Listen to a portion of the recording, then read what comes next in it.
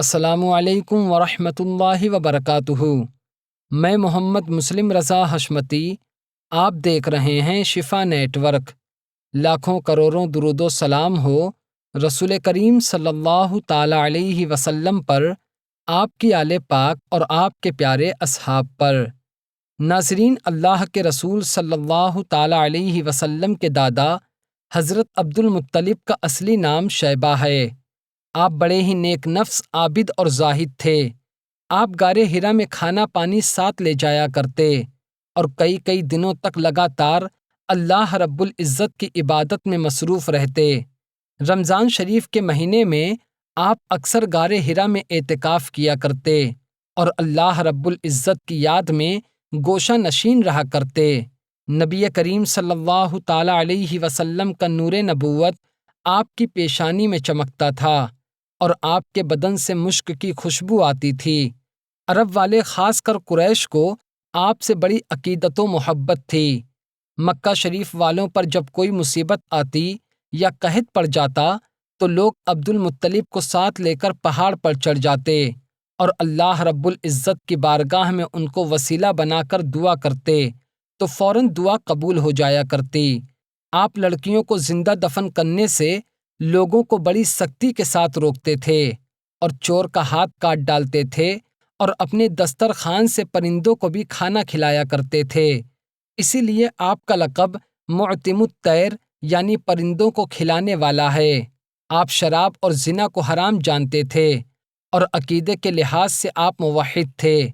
زمزم شریف کا کنواں جو بالکل پٹ گیا تھا، آپ ہی نے اس کو نئے سرے سے کھدوا کر درست کیا اور لوگوں کو آب زمزم سے سیراب کیا۔ آپ بھی کعبہ شریف کے متولی اور سجادہ نشین تھے۔ اصحاب فیل کا واقعہ آپ ہی کے وقت میں پیش آیا۔ 120 برس کی عمر میں آپ کا وصال باکمال ہوا۔ ناظرین، رسول کریم صلی اللہ تعالی علیہ وسلم کی ولادت باسعادت سے صرف 55 دن پہلے یمن کا بادشاہ ابرہہ ہاتھیوں کی فوج لے کر کعبہ شریف کو ڈھانے کے لیے مکہ شریف پر حملہ آور ہوا۔ اس کا سبب یہ تھا کہ ابرہہ نے یمن کے دارالسلطنت صنعاء میں ایک بہت ہی شاندار اور عالی شان گرجا گھر بنایا اور یہ کوشش کرنے لگا کہ عرب کے لوگ خانہ کعبہ کی بجائے یمن آ کر اس کے گرجا گھر کا حج کیا کریں۔ جب مکہ شریف والوں کو یہ بات پتہ چلی تو قبیلہ کنانہ کا ایک شخص غصے کی حالت میں یمن گیا اور وہاں کے گرجا گھر میں پاخانہ کر کے اس کو نجاست سے لت پت کر دیا۔ جب ابرہہ کو یہ بات معلوم ہوئی تو وہ غصے میں آپے سے باہر ہو گیا اور کعبہ شریف کو ڈھانے کے لیے ہاتھیوں کی فوج لے کر مکہ شریف پر حملہ کر دیا۔ اس کی فوج کے اگلے دستے نے مکہ شریف والوں کے تمام اونٹ اور دوسرے مویشیوں کو چھین لیا۔ اس میں سے 200 یا 400 اونٹ حضرت عبد المطلب کے بھی تھے۔ ناظرین، جب یہ بات حضرت عبد المطلب کو معلوم ہوئی تو آپ کو کافی تکلیف ہوئی۔ چنانچہ آپ اس معاملے میں گفتگو کرنے کے لیے ابرہہ کے لشکر میں تشریف لے گئے۔ جب ابرہہ کو یہ معلوم ہوا کہ قریش کے سردار اس سے ملنے کے لیے آئے ہیں تو اس نے آپ کو اپنے خیمے میں بلایا۔ جب اس نے عبد المطلب کو دیکھا کہ وہ ایک بلند قامت، رعبدار اور نہایتی حسین و جمیل آدمی ہیں جن کی پیشانی پر نور نبوت کا جاہ و جلال چمک رہا ہے، تو ابرہہ یہ دیکھتے ہی مرعوب ہو گیا اور بے اختیار تخت شاہی سے اتر کر آپ کی تعظیم و تکریم کے لیے کھڑا ہو گیا اور اپنے برابر بٹھا کر دریافت کیا کہ اے سردار قریش، آپ کے یہاں آنے کا مقصد کیا ہے؟ تو حضرت عبد المطلب نے جواب دیا کہ ہمارے اونٹ اور بکریاں وغیرہ جو تمہارے لشکر کے سپاہی ہانک لائے ہیں، تم ان سب مویشیوں کو ہمارے سپرد کر دو۔ یہ سن کر ابرہہ نے کہا، اے سردار قریش، میں تو یہ سمجھتا تھا کہ آپ بہت ہی حوصلہ مند اور شاندار آدمی ہیں، مگر آپ نے مجھ سے اپنے اونٹوں کا سوال کر کے میری نظروں میں اپنا وقار کم کر دیا ہے۔ اونٹ اور بکری کی حقیقت ہی کیا ہے؟ میں تو آپ کے کعبہ شریف کو توڑ پھوڑ کر برباد کرنے کے لیے آیا ہوں، مگر آپ نے اس بارے میں مجھ سے کوئی گفتگو ہی نہیں کی۔ تو حضرت عبد المطلب نے کہا، مجھے تو اپنے اونٹوں سے مطلب ہے۔ کعبہ شریف میرا گھر نہیں ہے بلکہ وہ خدا کا گھر ہے، وہ خود اپنے گھر کی حفاظت کرے گا۔ یہ سن کر ابرہہ نے اپنے فرعونی لہجے میں کہا کہ اے سردار مکہ سن لیجئے، میں کعبہ شریف کو ڈھا کر اس کی اینٹ سے اینٹ بجا دوں گا اور روئے زمین سے اس کا نام و نشان مٹا دوں گا، معاذ اللہ رب العالمین، کیونکہ مکہ والوں نے میرے گرجا گھر کی بڑی بے حرمتی کی ہے، اس لیے میں اس کا انتقام لینے کے لیے کعبہ شریف کو توڑ دینا ضروری سمجھتا ہوں۔ حضرت عبد المطلب نے فرمایا کہ تم جانو اور رب تبارک و تعالی جانے، میں تم سے سفارش کرنے والا کون ہوں۔ اس گفتگو کے بعد ابرہہ نے تمام جانوروں کو واپس کر دینے کا حکم دیا اور عبد المطلب تمام اونٹوں اور بکریوں کو ساتھ لے کر اپنے گھر تشریف لے آئے، اور آپ نے مکہ والوں سے ارشاد فرمایا کہ تم لوگ اپنے اپنے مال اور مویشیوں کو ساتھ لے کر مکہ شریف سے باہر نکل جاؤ اور پہاڑوں کی چوٹیوں پر چڑھ کر دروں میں پناہ لے لو۔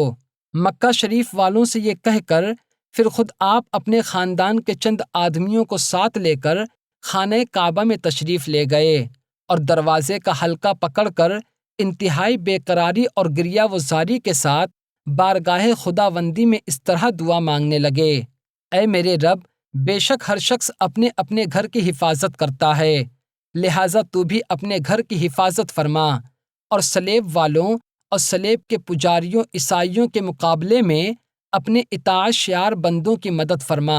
حضرت عبد المطلب نے یہ دعا مانگی اور اپنے خاندان والوں کو ساتھ لے کر پہاڑ کی چوٹی پر چڑھ گئے اور خدا کی قدرت کا جلوہ دیکھنے لگے۔ ادھر ابرہہ جب صبح کو کعبہ شریف ڈھانے کے لیے اپنے لشکر جرار اور ہاتھیوں کی قطار کے ساتھ آگے بڑھا اور مقام مغمس میں پہنچا تو خود اس کا ہاتھی جس کا نام محمود تھا وہ ایک دم بیٹھ گیا۔ بہت سی کوششیں کی گئی، اس کو بہت مارا گیا مگر وہ ہاتھی نہیں اٹھا۔ اسی حالت میں قہر الہی ابابیل کی شکل میں ظاہر ہوا اور ننھے ننھے پرندے جھنڈ کے جھنڈ جن کی چونچ اور پنجوں میں 3 کنکریاں تھیں سمندر کی جانب سے حرم کعبہ کی طرف آنے لگے۔ ابابیل کے لشکر نے ابرہہ کی فوجوں پر اس زور و شور سے سنگباری شروع کر دی کہ دیکھتے ہی دیکھتے ابرہہ کا لشکر اور اس کے ہاتھیوں کے پرچھکے اڑ گئے۔ ابابیلوں کی سنگباری کیا تھی بلکہ وہ حقیقت میں اللہ رب العزت قہار و جبار کے قہر و غضب کی ایسی مار تھی کہ جب کوئی کنکری کسی ہاتھی سوار کے سر پر پڑتی تو وہ اس آدمی کے بدن کو چھیدتی ہوئی ہاتھی کے بدن سے پار ہو جاتی۔ اللہ اکبر! ناظرین، ابرہہ کی فوج کا ایک آدمی بھی زندہ نہیں بچا اور سب کے سب ابرہہ اور اس کے ہاتھیوں کے ساتھ اس طرح تباہ و برباد ہو گئے کہ ان کے جسموں کی بوٹیاں ٹکڑے ٹکڑے ہو کر زمین پر بکھر گئیں۔ چنانچہ قرآن مجید کی سورہ فیل میں اللہ رب العزت نے اس واقعے کا ذکر کچھ اس طرح فرمایا ہے: اعوذ باللہ من الشیطان الرجیم، بسم اللہ الرحمن الرحیم، الم تر کیف فعل ربک باصحاب الفیل، الم یجعل کیدہم فی تضلیل، وارسل علیہم طیرا ابابیل ترمیہم بحجارۃ من سجیل فجعلہم کعصف مأکول۔ یعنی اے محبوب، کیا آپ نے نہ دیکھا کہ آپ کے رب نے ان ہاتھی والوں کا کیا حال کیا؟ کیا ان کے داؤں کو تباہی میں نہ ڈالا اور ان پر پرندوں کی ٹکڑیاں بھیجیں تاکہ انہیں کنکر کے پتھر ماریں تو انہیں چبائے ہوئے بھس جیسا بنا ڈالا۔ ناظرین، جب ابرہہ اور اس کے لشکر کا یہ انجام ہوا تو حضرت عبد المطلب پہاڑ سے نیچے اترے اور اللہ رب العزت کا شکریہ ادا کیا۔ آپ کی اس کرامت کا دور دور تک چرچا ہو گیا اور تمام عرب والے آپ کو ایک خدا رسیدہ بزرگ کی حیثیت سے قابل احترام سمجھنے لگے۔ تو ناظرین، آج کی اس ویڈیو میں نے آپ کو سرکار دو عالم صلی اللہ تعالی علیہ وسلم کے دادا حضرت عبد المطلب کا بہترین واقعہ سنایا۔ اب انشاءاللہ تعالی کل میں آپ کو حضور صلی اللہ تعالی علیہ وسلم کے والدین حضرت عبداللہ اور حضرت آمنہ رضی اللہ تعالی عنہما کا واقعہ سناؤں گا۔ تو آج کی ویڈیو میں صرف اتنا ہی۔ ویڈیو کو ضرور لائک کریں، اپنے دوستوں کے ساتھ شیئر کریں اور ہمارا چینل شفا نیٹ ورک ضرور سبسکرائب کریں۔